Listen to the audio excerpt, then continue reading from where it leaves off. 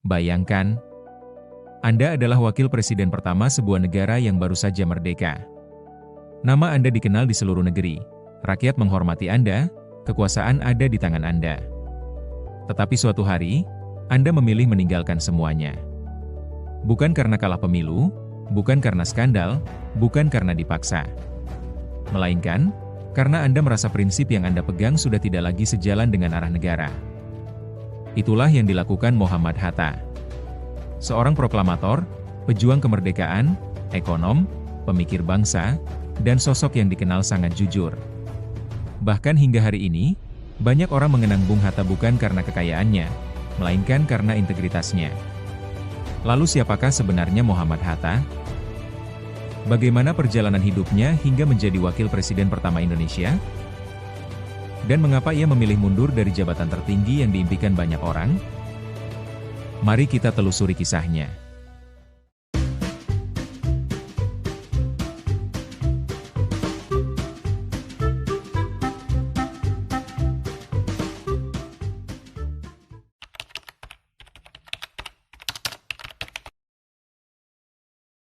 Muhammad Hatta, lahir pada 12 Agustus 1902 di Bukit Tinggi, Sumatera Barat, dengan nama kecil Muhammad Attar. Ia berasal dari keluarga Minangkabau yang religius dan terpandang. Ayahnya, Haji Muhammad Jamil, wafat saat Hatta masih berusia 7 bulan. Ibunya, Siti Saleha, kemudian membesarkannya dengan penuh kasih dan kedisiplinan. Attar lahir sebagai anak kedua setelah kakaknya, Rafiah, lahir pada tahun 1900. Sejak kecil, ia telah dididik dan dibesarkan dalam lingkungan keluarga yang taat melaksanakan ajaran agama Islam serta nilai-nilai moral. Kakeknya dari pihak ayah, Abdurrahman Batu Hampar, dikenal sebagai ulama pendiri Surau Batu Hampar, yakni salah satu surau yang bertahan pasca Perang Padri. Sementara anak-anak lain menghabiskan waktu bermain, Hatta kecil justru sering tenggelam dalam buku. Kecintaannya terhadap ilmu pengetahuan terus tumbuh karena ia terlahir dalam lingkungan yang menekankan pentingnya pendidikan. Hatta awalnya mengenyam pendidikan formal di sekolah swasta. Namun, setelah beberapa bulan, ia kemudian pindah ke sekolah rakyat. Di tahun 1913, ia juga pernah belajar di LS di Padang, atau saat ini dikenal dengan SMA Negeri 1 Padang, sebelum akhirnya melanjutkan ke Mulo sampai tahun 1917. Di samping belajar pendidikan formal, Hatta juga belajar agama kepada Muhammad Jamil Jambek, Abdullah Ahmad, dan beberapa ulama Minangkabau lainnya.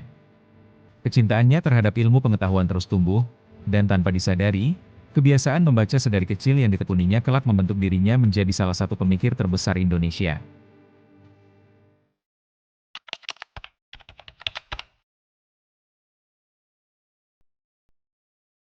Tahun 1921, Hatta berangkat ke Belanda untuk melanjutkan pendidikan ekonomi di Handels Hogeschool, atau sekarang dikenal sebagai Universitas Erasmus Rotterdam.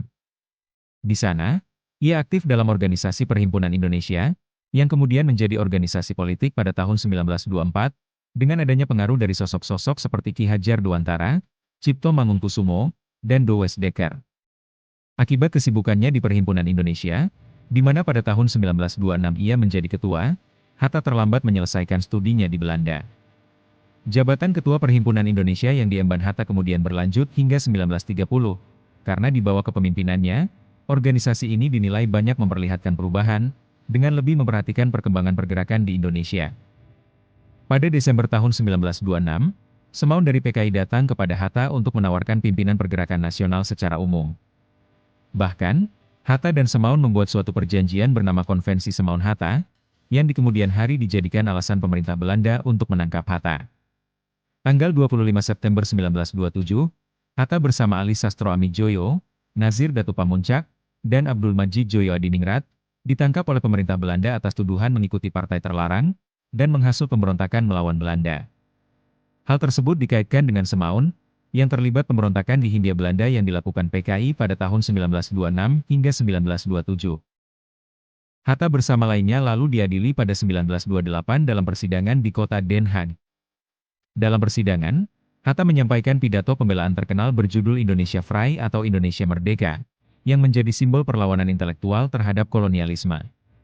Hatta dipenjara selama sekitar 5 bulan, tepatnya Juni hingga November tahun 1927, di mana selama di tahanan, ia menggunakan waktu di penjara untuk membaca dan menulis, termasuk menyusun materi pembelaannya. Pada akhirnya, Hatta dan rekan-rekannya dibebaskan karena kurangnya bukti kuat.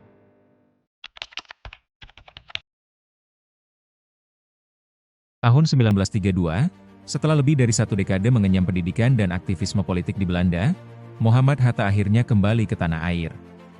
Namun kepulangannya bukan untuk bersantai atau menikmati kemenangan, melainkan justru membuka lembaran baru dari babak perjuangan yang lebih berat.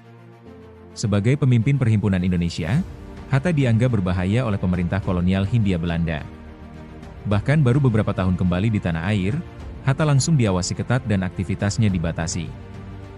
Tanggal 25 Februari 1934, tanpa pengadilan, Bung Hatta ditangkap bersama Sultan Syahrir, karena dituduh menggerakkan organisasi bawah tanah yang membahayakan stabilitas kolonial. Pemerintah kolonial Belanda segera mengirim mereka ke kamp tahanan politik di Bovendigul, Papua, salah satu lokasi pembuangan paling terpencil, yang konon kejam dan penuh penyakit. Bovendigul bukanlah penjara biasa. Daerah seluas 10.000 hektar itu memiliki kontur berawa-rawa, berhutan lebat, dan kamp isolasi yang sama sekali terasing dari dunia luar. Para tahanan hidup dalam barak-barak kayu yang lembab, dengan suplai makanan minim. Tapi di tengah kesengsaraan itu, Hatta tidak menyerah. Ia justru membangun komunitas belajar bersama para tahanan, mengajar filsafat, ekonomi, dan sejarah. Sultan Syahrir, yang saat itu jauh lebih muda dari Hatta, juga turut aktif mengajar dan menyemangati para pengasing lainnya. Hubungan mereka berdua sangat erat, bukan hanya sebagai sesama pejuang, namun juga sebagai sahabat pemikir yang sama-sama haus akan kemerdekaan dan pengetahuan.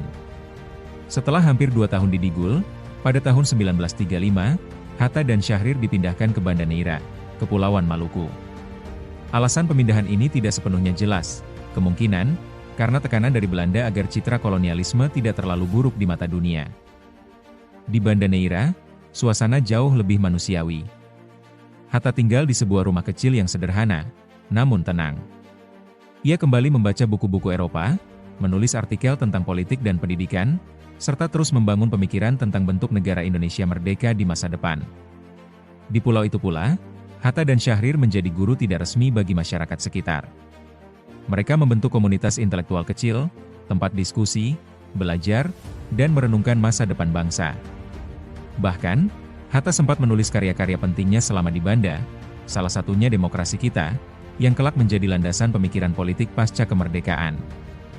Tahun 1942, Jepang mulai menginvasi Hindia Belanda, yang membuat pemerintah kolonial Belanda panik sehingga melepaskan para tahanan politik. Hatta dan Syahrir dipindahkan pada Februari 1942 ke Sukabumi, setelah sebelumnya menginap sehari di Surabaya. Hatta lalu dibawa ke Jakarta dan bertemu Mayor Jenderal Harada, yang kemudian menawarkan kerjasama dengan iming-iming akan diberi jabatan penting sebagai penasihat militer dalam pemerintahan pendudukan Jepang di Hindia Belanda. Hatta menolak, namun ia setuju untuk menjadi penasihat ekonomi, karena Hatta beranggapan bahwa ia bisa membantu memperbaiki kondisi rakyat yang sangat menderita akibat perang dan eksploitasi Jepang.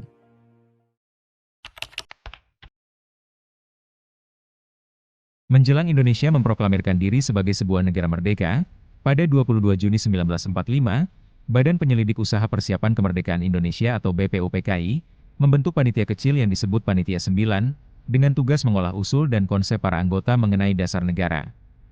Muhammad Hatta menjadi salah satu bagian dari panitia kecil itu bersama Insinyur Soekarno, Muhammad Yamin, Ahmad Subarjo, A. Maramis, Abdul Kahar Muzakir, Wahid Hashim, Haji Agus Salim, dan Abikusno Cokrosuyoso.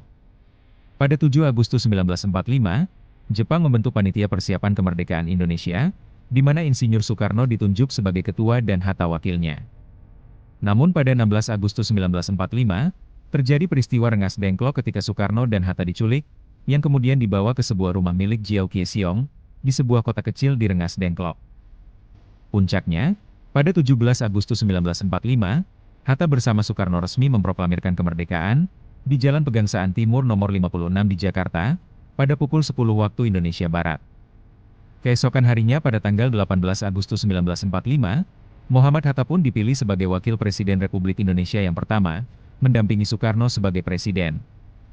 Setelah proklamasi dibacakan, tantangan yang dihadapi para pendiri bangsa justru semakin besar. Kemerdekaan yang telah diumumkan harus dipertahankan di tengah ancaman kembalinya kekuatan kolonial. Pada masa-masa awal itu, Hatta hampir tidak memiliki waktu untuk beristirahat. Berbagai pertemuan, sidang, dan perundingan dilakukan demi memastikan bahwa Republik Indonesia yang baru lahir dapat bertahan. Sebagai wakil presiden, Hatta seringkali berada di balik layar. Jika Soekarno tampil di depan publik dengan pidato-pidato yang membakar semangat, Hatta justru lebih banyak bekerja menyusun strategi, merumuskan kebijakan, dan menjalin komunikasi dengan berbagai pihak. Peran tersebut tidak selalu terlihat oleh masyarakat, namun sangat penting bagi kelangsungan negara yang masih rapuh. Banyak diplomat asing yang terkesan dengan kemampuan Hatta dalam berdiskusi. Ia mampu menjelaskan posisi Indonesia dengan tenang dan logis, bahkan dalam situasi yang penuh tekanan. Kemampuan inilah yang menjadikannya salah satu tokoh paling berpengaruh dalam diplomasi Indonesia pada masa awal kemerdekaan. Selama menjadi wakil presiden, Hatta dikenal gigih mempertahankan Republik Indonesia yang baru terbentuk ini, melalui sepak terjangnya dalam berbagai perundingan, seperti perundingan Linggarjati dan perjanjian Renville.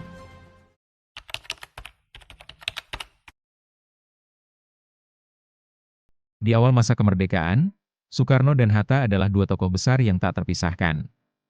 Keduanya dikenal sebagai Dwi Tunggal, karena merupakan pasangan pemimpin yang saling melengkapi, Soekarno dengan karismanya sebagai orator revolusioner, dan Hatta dengan pemikirannya yang tenang dan sistematis.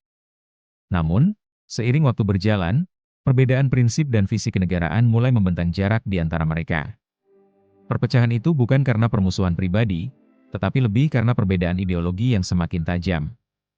Soekarno mendorong konsep demokrasi terpimpin, dengan harapan menciptakan stabilitas dan kesatuan nasional di tengah gejolak politik. Ia juga mendekatkan Indonesia pada negara-negara sosialis, seperti Uni Soviet dan Tiongkok. Sebaliknya, Hatta memegang teguh nilai-nilai demokrasi parlementer dan ekonomi berbasis koperasi. Ia melihat demokrasi terpimpin sebagai bentuk penyimpangan dari cita-cita awal kemerdekaan. Dalam pandangannya, sistem itu membuka ruang bagi kekuasaan yang terlalu terpusat, bahkan cenderung otoriter. Perbedaan itu akhirnya sampai pada titik puncaknya, ketika Muhammad Hatta mengundurkan diri sebagai wakil presiden pada 1 Desember 1956. Pengunduran diri itu bukan semata-mata bentuk protes, tapi juga sinyal bahwa ia tidak lagi bisa berjalan seiring dengan arah pemerintahan saat itu. Meski hubungan keduanya sempat merenggang, Hatta tidak pernah menunjukkan permusuhan terhadap Soekarno. Bahkan setelah mantan koleganya itu jatuh dan wafat, Hatta tetap hadir dalam pemakamannya. Hal ini menunjukkan bahwa meski mereka berbeda jalan, rasa hormat sebagai sesama pejuang tetap terjaga.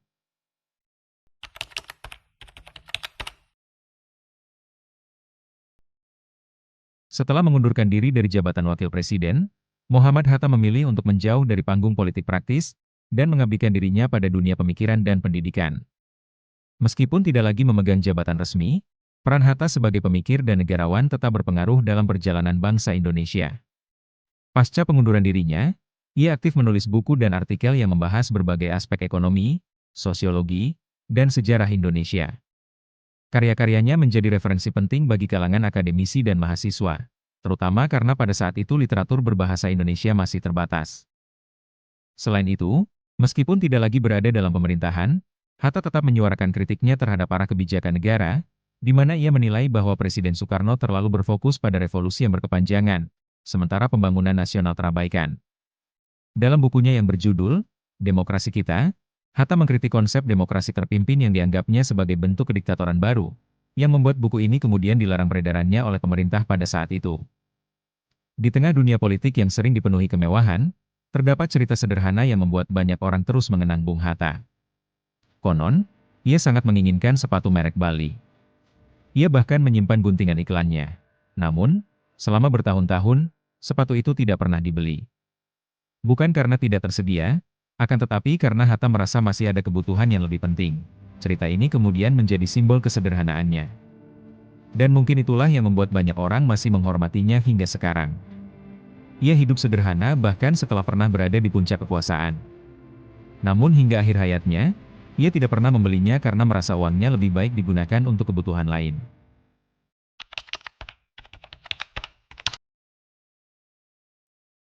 Tanggal 14 Maret 1980, Indonesia kehilangan salah satu putra terbaik bangsa.